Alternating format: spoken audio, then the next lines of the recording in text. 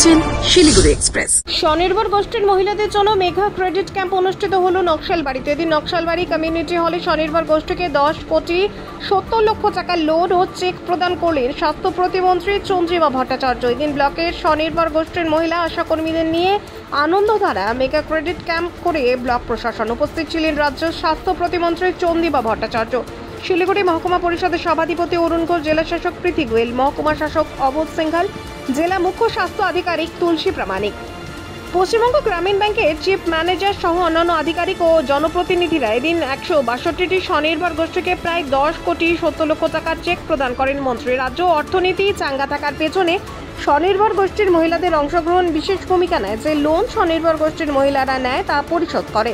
স্বনির্ভর গোষ্ঠীর মহিলা যে ভালো কাজ করছে তা প্রমাণ হয় বলে জানান স্বাস্থ্য প্রতিমন্ত্রী চন্দ্রিমা ভট্টাচার্য।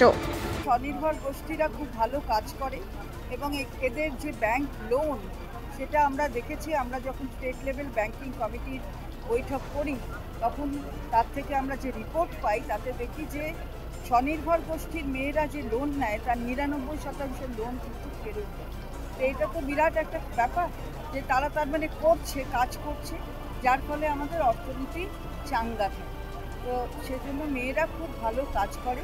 তার সাথে আশা কর্মীরাও এখানে ছিলেন, এএনএমরাও ছিল। ওরা স্বাস্থ্য পরিষেবার ক্ষেত্রে খুব গুরুত্বপূর্ণ ভূমিকা নেয়। এখানে একটা স্যানিটারি ন্যাপকিনের বড় সংঘ একটা বড় কাজ করেছে, স্যানিটারি ন্যাপকিন তৈরি করা। সেটার সাথে নিশ্চিতভাবে আশা এএনএমের একটা বড় সংযুক্তি আছে, কারণ তাদের নানান জায়গাগুলো নিয়ে যেতে হয়। তো সব মিলিয়ে একটা সম্পূর্ণ কর্মসূচি সেটা আমরা